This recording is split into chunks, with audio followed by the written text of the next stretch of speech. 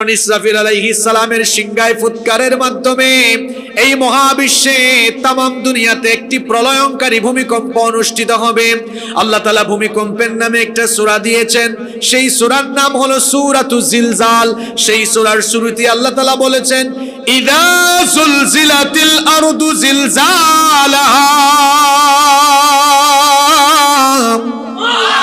যখন গোটা জমিনকে একসাথে প্রবলভাবে প্রকম্পিত করে দেওয়া হবে। আর সেই প্রকম্পনটা কেমন হবে? অন্য আয়াতে আল্লাহ বলেছেন, ইন্না যালজালাতাস সাআতি শাইউন আযীম,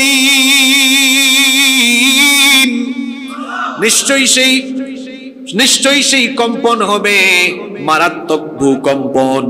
তামাম দুনিয়া একসাথে কেঁপে উঠবে। মানুষের ঘর বাড়ি, টাওয়ার, বিল্ডিং এগুলো মাটির সাথে মিশে যাবে। আসমান আর জমিনের অবস্থা কি হবে শুনেন। এই যে বিরাট বিরাট পাহাড়গুলো দেখা যায়, আকাশের দিকে মাথা উঁচু করে দাঁড়িয়ে থাকা পাহাড়গুলোর অবস্থা তখন কি হবে?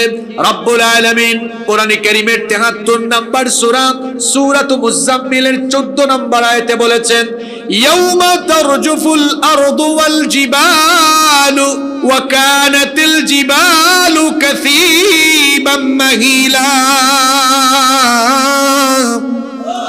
আল্লাহ তাআলা বলছেন জমিনটা কেঁপে উঠবে আর এই পাহাড়গুলো বালুর মতো উড়ে যেতে থাকবে।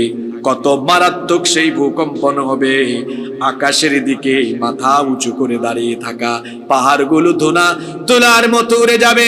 আসমান একটার উপর আরেকটা ঠাস ঠাস করে পড়ে যেতে থাকবে, কিছুই থাকবে না, সবকিছু লন্ডভন্ড হয়ে যাবে। এজন্য আল্লাহ তাআলা বলেছেন, কুল্লু মান আলাইহা ফান, সবকিছু ফান হয়ে যাবে, ক্ষয় হয়ে যাবে, লয় হয়ে যাবে। ওয়ায়াবকা ওয়াজহু রাব্বিকা যুল জালালি ওয়াল ইকরাম, কেবলমাত্র একজন মহামহিয়ান সত্তা অবশিষ্ট থাকবেন। আর যিনি অবশিষ্ট থাকবেন, পুরুষোচিত কণ্ঠে গলার আওয়াজ বড় করে সবাই বলেন, তিনি কে?